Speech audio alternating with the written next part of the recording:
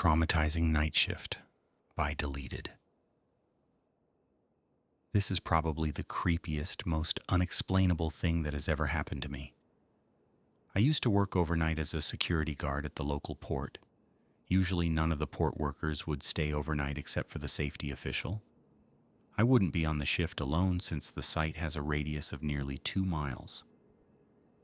Overnight, there would usually be 3 guards, including me. Since the area was fairly big, there were different posts, but the front gate was the main entrance area where all of the guards would be stationed overnight. There was no need to put them in other posts due to the fact that there was no activity at the site during that time. The veteran guards who had been there for years would often say the site was haunted given the fact that there had been accidents and deaths in the area a long time ago. I was aware that people had died there due to freak accidents, and I do believe in angels and demons since I'm actually a religious person. But I always thought the superiors were just messing with the new guys. I would work 5 to 6 nights out of the week, and for the first few weeks, I never really saw or heard anything out of the ordinary, except for maybe a few questionable creaks and a few misplaced objects while doing my patrol rounds. But nothing too crazy. Just to describe the setting to you, this is a fairly big site, and on occasions when there were big projects being constructed at the port, the workers would sometimes stay overnight, because there were times when port workers were required to stay at the port for a few days. There's a gym on site for their convenience. This gym is fairly old. Inside there's a sauna, weights, and even a racquetball court. If you don't know what a racquetball court is, it's similar to an indoor tennis court with thin plastered walls and thick glass doors. Usually on our patrol rounds, me and one of the other guards, Mike, would stop by the gym and play a few rounds of racquetball before returning back to the front gate. On one of those nights, me and Mike decided to hit a full workout instead of playing racquetball in the cage. This was around 2:30 a.m., and the entire building was so quiet that you could hear the electricity running through the lights. The air conditioner was off, and so was everything else. The only thing running were the lights. 15 to 20 minutes into the workout, we heard a loud thump. We crossed it off as nothing and continued working out. Then after a few more minutes, we heard the loud thump once more. At first, we thought it was our lieutenant walking around, but then we radioed him and he gave us his location. Front gate. We tried thinking logically about what could be making those thumps on the wall. They were coming from the court on the other side. We thought it might be the air conditioner, but then we remembered that it was off. Even when it's switched on during the day, there are no reports of thumps coming from it. After a few more minutes, the thumps started occurring one right after another. We were very creeped out at this point, but what we were about to witness still scares the absolute shit out of me to this day. We started to approach the other side of the gym to where the glass door was. We turned on the flashlight and aimed it toward the clear glass door, and I got chills all over my body. I started tearing up so much out of fear that I was about to cry. We saw one of the balls rolling slowly by itself inside the court, but there was no one in there. That means the loud thumps were the balls mysteriously being tossed against the wall, as if someone or something was playing inside the cage. We were both so confused and frightened by how this was really happening. We couldn't make sense of any of it. We were scared shitless, and we started yelling and running away, because we knew there was probably something evil toying with us right then and there. As we sprinted full speed back to the front gate, the lieutenant saw us and asked why we were tearing up and running in such a ridiculous manner. We told him what we witnessed, and his facial expression scared us even more. He then said, "That's why there are always guards that quit often. There's something evil in the area. And it's not the first time that something that bad has happened here." He then showed us security footage of dark figures and shadows literally passing through the office areas, and lights mysteriously switching on and off. To this day, I still get chills, recounting my experience with my friends and family. And I'm even getting chills right now as I'm typing this. I had never had a real encounter with the supernatural until that night. Many say that it was a demonic presence messing around. Others say it was a ghost of a dead person who died in the area. I don't know what it was, but I didn't last long in the job after that. True EMS Horror Story by Odd Lawyer 5929. I worked as a dispatcher for a pretty small ambulance station near a fairly large city in the middle of the U.S. I don't know how specific I can be since this is a true story, and I'm going to tell one of the craziest stories I have from that job. We had a patient who we'll call Susan. She was a dialysis patient, and one of the services we offered was transporting very unwell or disabled patients to and from these dialysis appointments. She lived with her son, who we'll call David. He was in his late 40s, and his mother, Susan, was in her late 70s or so. Every week, like clockwork, we would have a unit bring Susan to and from her dialysis treatments 3 times a week. Everyone at the station knew her because we'd been doing this for quite some time. Whether it was the crew seeing her in person and taking care of her, or speaking to her or her son on the phone frequently about her appointments. As I often did, we were all familiar with them. Naturally, when crews had news about her health, they'd report back to keep everyone in the loop. At one point, she wasn't feeling well at all, but she still wanted to go to her dialysis appointment, so we obliged and took her in. At that appointment, while receiving treatment, she lost consciousness and was promptly taken by our crew to the hospital. When it came time for her next appointment, we called the hospital to see if she'd been released and was able to go. The hospital staff informed us that she'd likely be released the following day and that she would be receiving her dialysis treatment at the hospital in the meantime. Then the next treatment time rolled around. We called the hospital again, and this time they told us she had been released the day before. This was great news, but a little strange, since we were always her first call to transport her, and we hadn't taken her anywhere. We quickly moved on and called David to see if she would be needing transport to her treatment that day.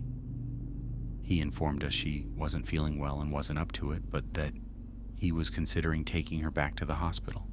We told him to give us a call if he needed us, and until further notice, we canceled her trip for the day. We never got a call. The next appointment rolled around, and we called David again to ask if she'd be going. He said she was sick and back in the hospital. Again, weird, since we hadn't taken her, but not that unusual considering her health had been deteriorating. Next appointment? Same thing. We called David. She's in the hospital. We moved on. Now is where things took a turn. When the next appointment came up, we tried calling David to ask about his mother's status, but he never answered or returned our calls. So, being that we had a contract with Susan and were expected to take her to these appointments unless told otherwise, we sent a crew to pick her up. When the crew arrived at the residence, they knocked on the door and got no response. They knocked again, and David finally came to the door, smoking a cigarette.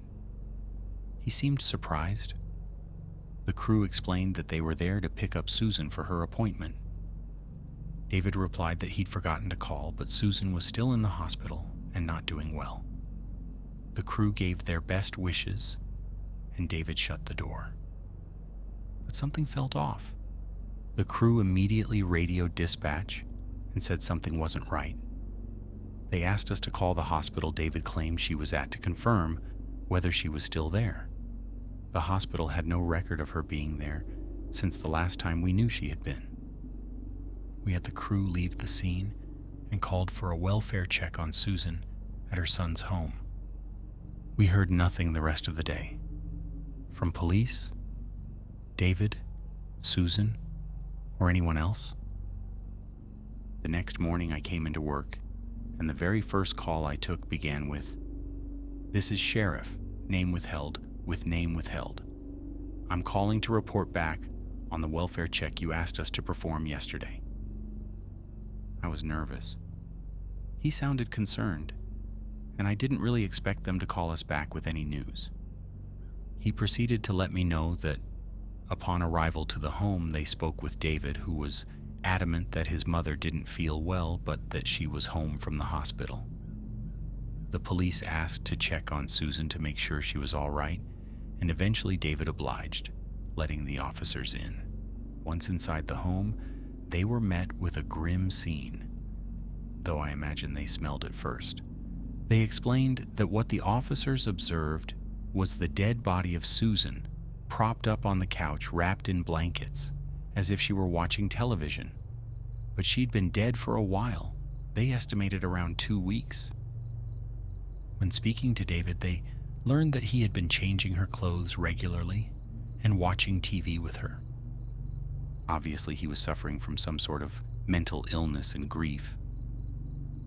But the thing was, he had never taken good care of her until she was dead. No, there was no news coverage, no updates from police beyond that, nothing. Stuff like this happens in your hometown, and you'll never know.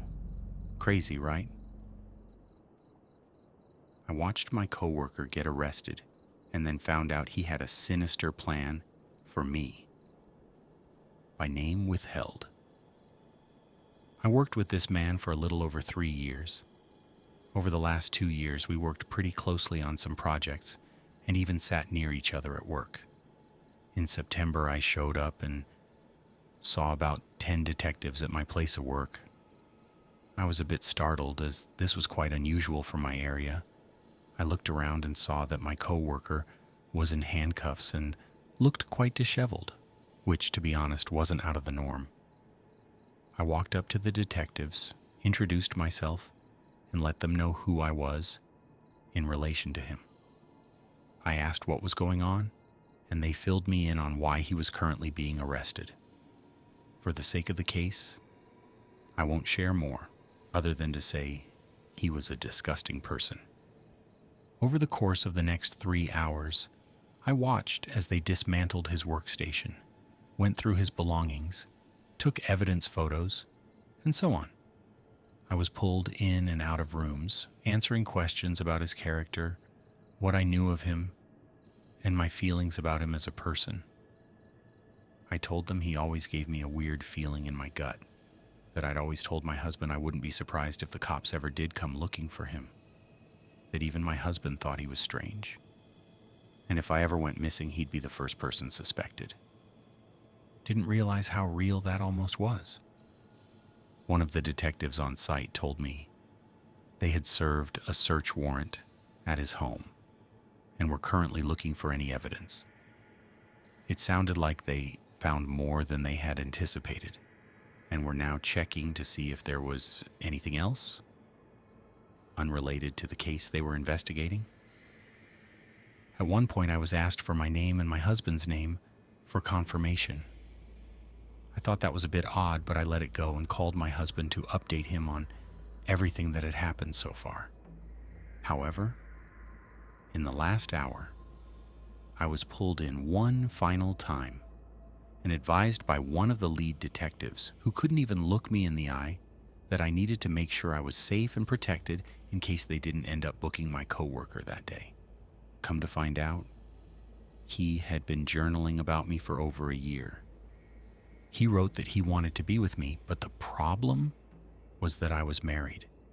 His journal then outlined a plan to set my husband up for cheating on me, and the final step in the plan ended with my death at his hands. The officer told me everything in between was more vile than anything he'd ever read. He was crying when he told me. A detective? Crying? He didn't even want to scare me, but he was visibly shaken. He just told me to be careful and make sure I was safe. Thankfully, the man was charged and is now looking at a long, long time in prison. But I still think about it. It keeps me up at night. It just shows you never really know someone, even your coworkers. Being left alone at a house in the middle of the Mojave Desert by Fourth Degree Night. Back around 1992, I was in high school. At that time, I was a sophomore, and unlike most of my friends, I didn't work the typical high school jobs like McDonald's, Taco Bell, retail in the mall, or the local grocery store. I was good with my hands and worked jobs like construction, demolition, flooring, and auto mechanics. All of my contacts paid me under the table since I started working these jobs at 14. It worked out for both of us. I was only called in when needed, and I was the kid willing to work evenings and weekends. One of my contacts handled remodeling projects at restaurants, bars, retail shops, and other commercial spaces. We could only work those jobs after hours, which worked out well for me since I was in school and would sometimes work after class or on weekends. With this particular contact, it wasn't uncommon for him to leave me alone on site with a list of things to do, mostly demolition work, while the other crew handled the installation or remodeling. I was the kid, but they respected me because I showed up, did what I was supposed to do, and worked as hard as any grown man without complaint. I got paid well, more in one night than my friends made working all week at McDonald's. One time this guy called and asked if I could work the following Saturday. I said sure. He told me to bring food and plenty of drinks since there was nothing nearby. I had a small cooler I usually filled with Cokes, Gatorade, some chips, and a couple sandwiches. Back then, I could eat a whole pizza and burn it all off. Since I didn't have a car or license yet, he picked me up that Saturday morning.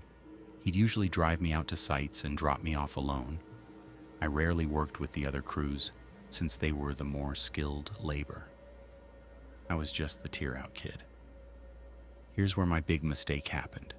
I didn't pay attention to where we were going. I was too busy talking to him, probably about cars. At the time, my goal was to save up enough money to buy an old muscle car and rebuild it. It took a long time to get to the site. We drove way out into the middle of nowhere.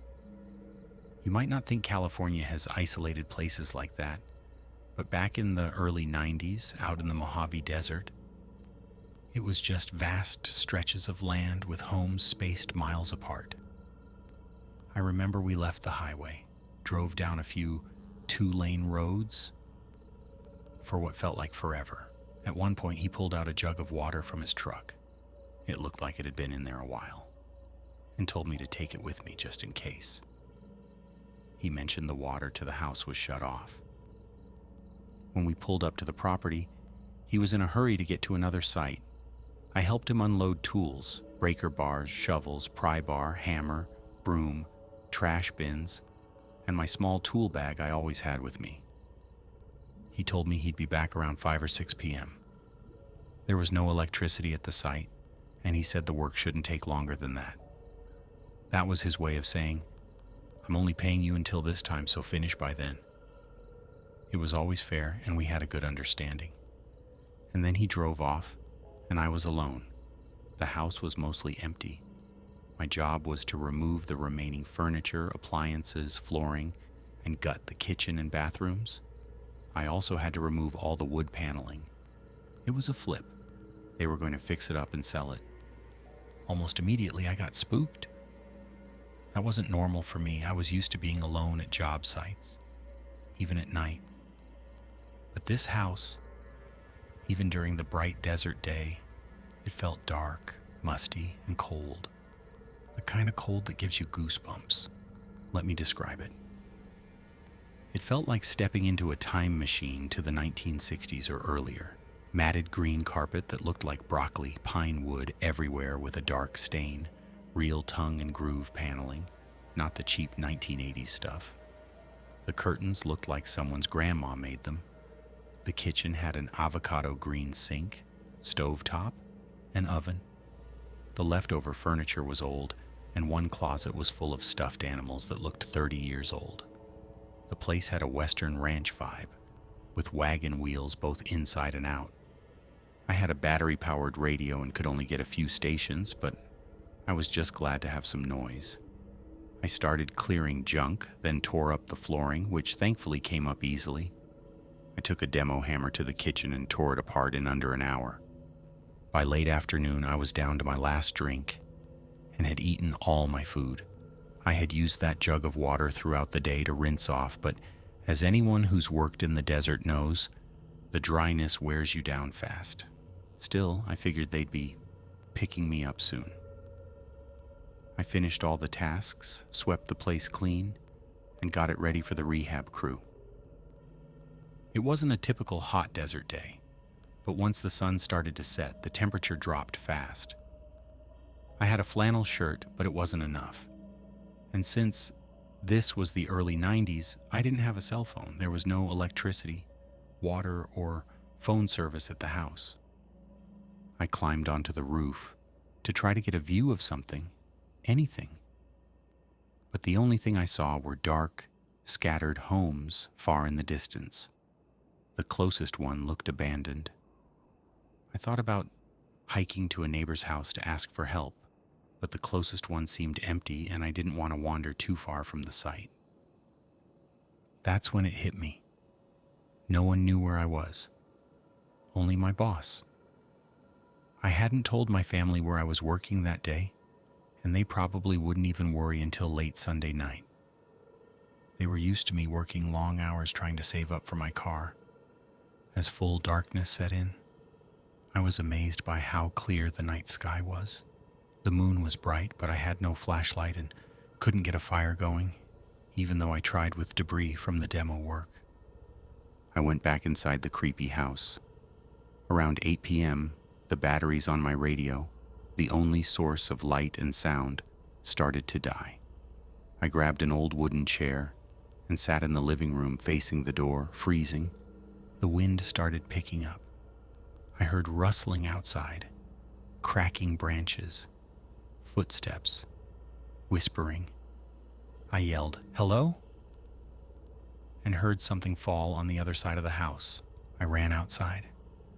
In the moonlight, I could see a bit, but there were shapes moving in the distance, too far to make out.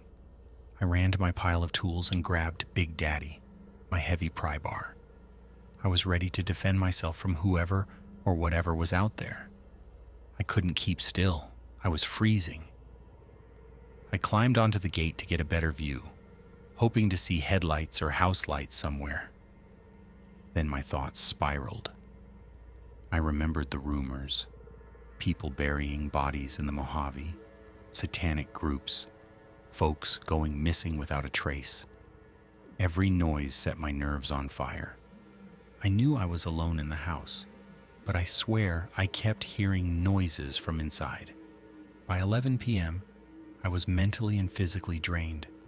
I decided that the moment I saw light on the horizon, I'd walk east with my last bit of water and hope to reach a main road.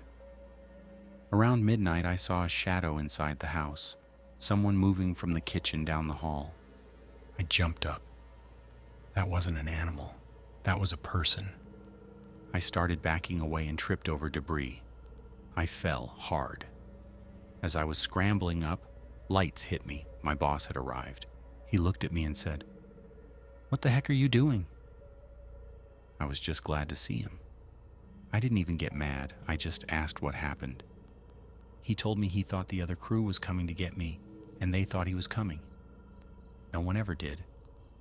It wasn't until later that night he asked the other crew how far I'd gotten, and they told him I didn't pick him up. He felt awful, said he'd pay me for the whole day and night. He handed me a can of Coke from his cooler. I drank it in one gulp. On the way back to civilization, he hit a fast food drive-thru, and I ate like I hadn't eaten in days. On the ride home, I asked him about the house, told him how creepy it was. He said he didn't know anything about it. just what we were supposed to do there. After that night, I always packed extra batteries, a flashlight, and twice as much water.